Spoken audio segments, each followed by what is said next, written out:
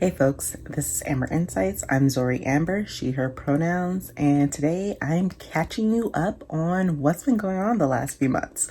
I know I've kind of gone MIA a little bit, so hopefully this will just catch you up on where I am now with my dissertation journey. So before we get started, please remember to like and subscribe and hit that bell button. It really helps me out and it helps other people find my videos.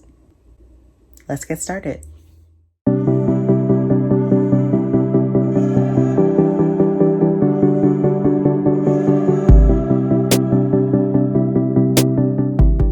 Okay, so this is going to be hopefully a very chill, hopefully a very short video, but basically, let's catch you up. So I believe my last video was covering February, so let's start with March. Basically, March, two main things happened.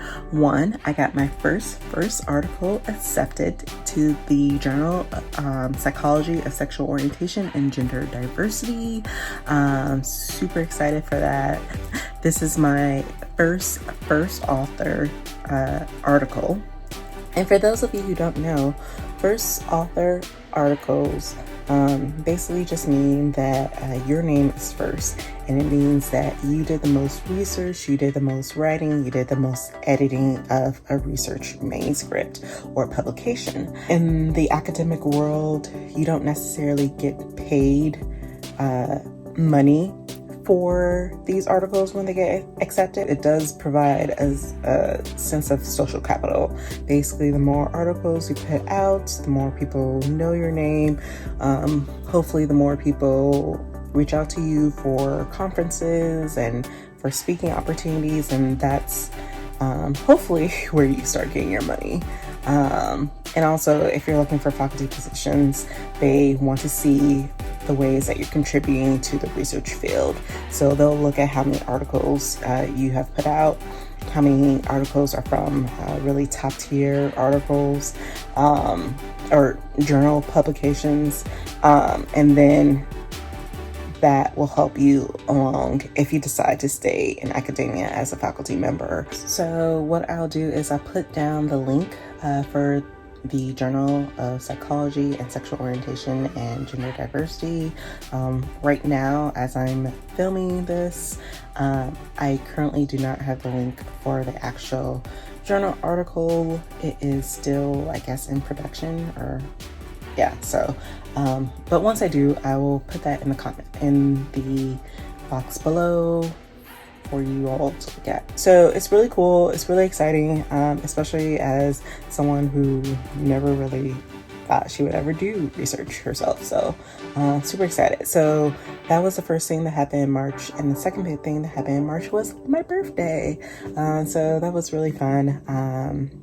March 31st, and yeah, just got to spend time with my mom. Had lots of cupcakes, and I think, yeah, we watched the new King Kong movie and also Raya and the Last Dragon. So that was March. So in April, I was announced a fellow of the MVCC, which stands for National Board of Certified Counselors Minority Fellowship Program.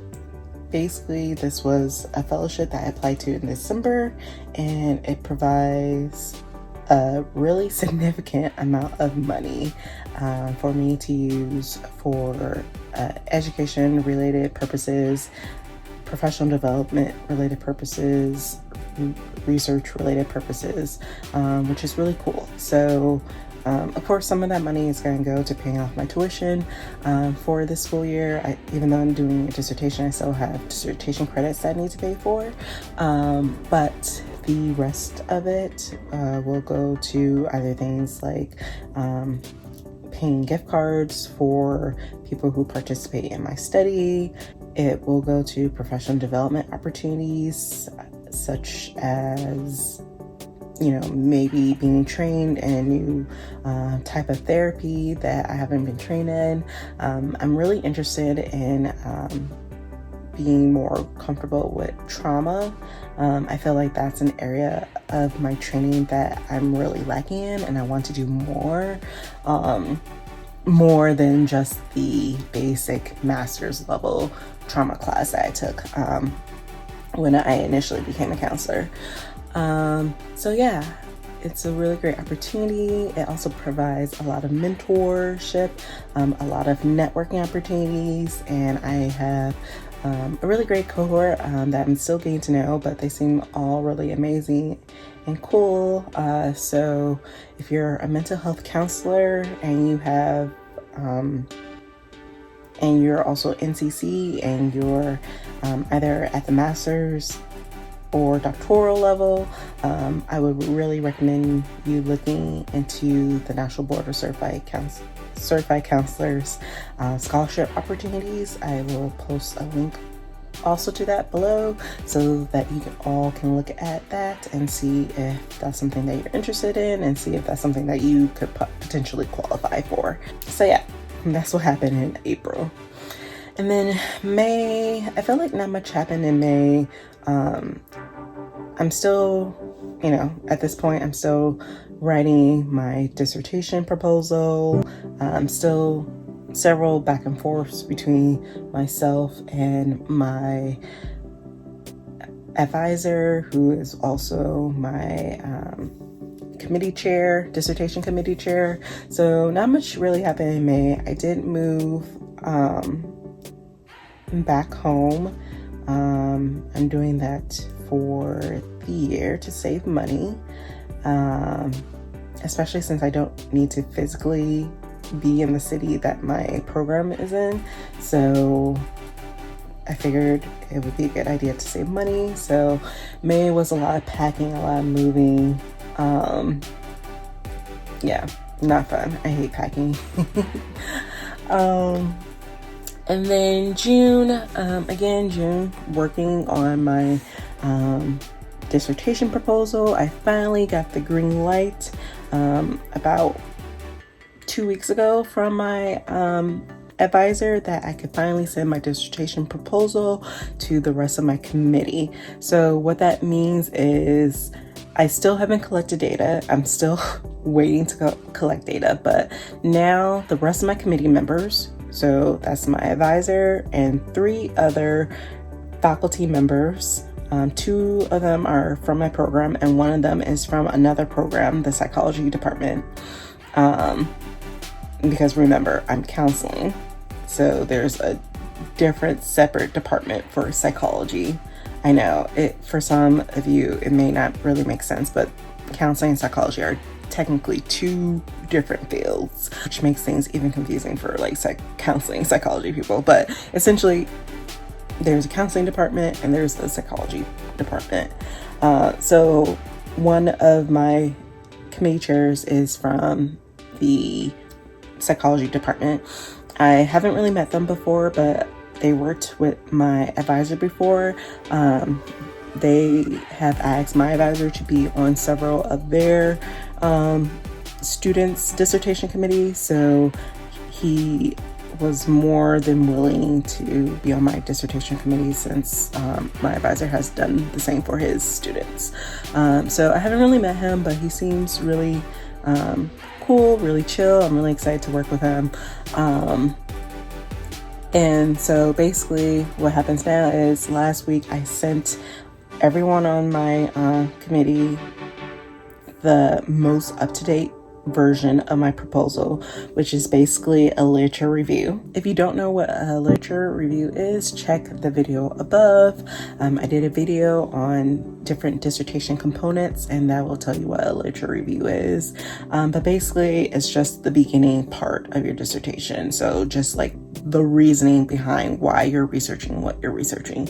So I sent that along with the survey questions that I want to ask my participants.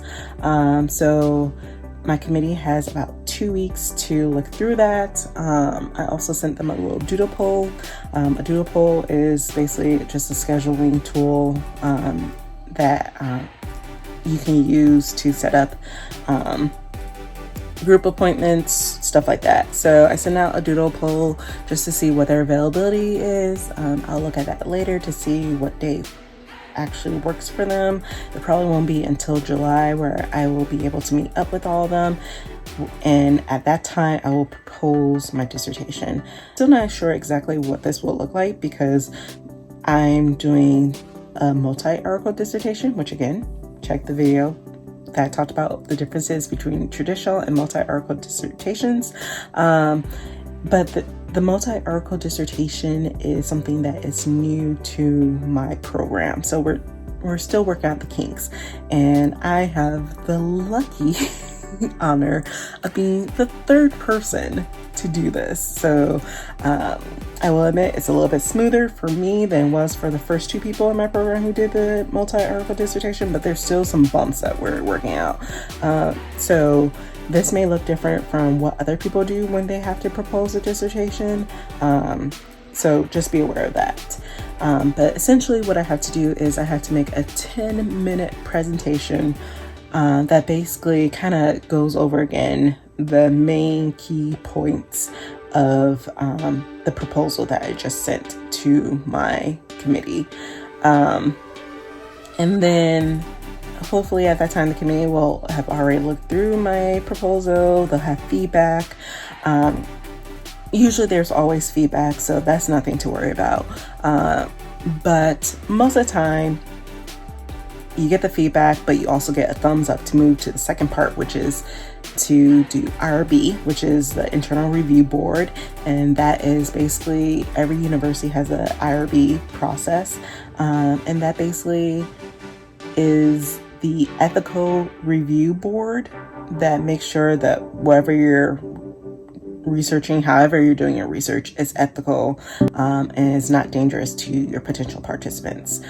So if I get the thumbs up from my committee, then I'll be able to send in the IRB proposal, which is like super quick, basically saying like, hey, here's my study, here's the questions I'm gonna do, here's how many participants I hope to get, and here's how I hope to get them. Super quick, and especially since I'm not really asking any questions that could potentially be viewed as harmful to the participants or anything in regards to very sensitive topics. Hopefully I should get my RB turned back to me around like 2 to 3 weeks. So that's pretty quick. And then I can start data collecting. So that's if I get the thumbs up for the IRB proposal. If I don't get thumbs up, which would be bad, and would also not be good because, you know, what was this whole point of having my advisor go back and forth with the RB proposal, making sure that it was tight, making sure that it was clean. That would mean that there was a serious error, lack of communication happening between me and my advisor. So that's never good because if you're doing the dissertation process well, and if you have a good committee, they should be setting you up for success. You should never get to a point where they tell you like, no, this is like really wrong, you need to scrap this, especially at the proposal stage, which is a phase that I'm about to go in now, and the defense stage, which is when you finally present all of your final results and conclusions on your study. The phase I was in before, which was just the proposal draft, of course, I'm expecting my advisor to basically like go through it, mark it up in red, blah, blah, blah, blah. You know, that's how you make it better. But if you get to the point where you're actually proposing or actually defending and they're like, no, this is bad, you need to like redo everything, then there's a problem happening with your committee and you really need to figure out what that is and to advocate for yourself, because that should not be what's happening. And again, your committee should set you up for success. So my advisor shouldn't have told, if my proposal isn't ready, my advisor shouldn't have told me to like go ahead and send it to the rest of the committee. So I trust my advisor. We have a good relationship. So, you know, if she's given me the green light, which she did, to send my proposal to the rest of the committee, that means she believes it's in a good enough place where, yes, I will still get some feedback from the committee, maybe like, you know, think about it like this or think about it like that. But I should still be able to then get the green light from the rest of the committee to do my RB proposal. So yeah, it's super important to make sure that whoever's on your committee, they're faculty that you trust and faculty that you know will be honest, but also will build you up. So I'm super lucky that at least 3 out of the 4 people on my committee I know will absolutely do that. And since my advisor recommended the 4th member, I believe and trust that she would not steer me wrong, and that he will do that as well. So yeah, that is June. So yeah, that was basically the catch up since March. Obviously there's still a lot of things going on, but I hope that was enlightening in terms of what's been going on in my life. A lot of it was just writing for my dissertation, a lot of going back and forth with my advisor in terms of feedback, in terms of what I need to improve for my proposal. I definitely have a lot of highs, and yeah, I'm just super excited to see what happens next. So hopefully it won't take so long to give you another update on my dissertation process. And hopefully this answers some questions in terms of what does this process look like. Right now, this process looked like a lot of writing, a lot of back and forth. But hopefully the next time I do one of these videos, I will be in the midst of data collection, and we can talk a little bit more about data collection and how I do that. So if you have any questions, please leave them in the comment section below. If you have any of your own dissertation experiences that you want to share, please leave them down also in the comment section below. Also, while you're here, please remember to like and subscribe and hit that bell button. It really helps me out. It helps other people find my videos. And yeah, bye.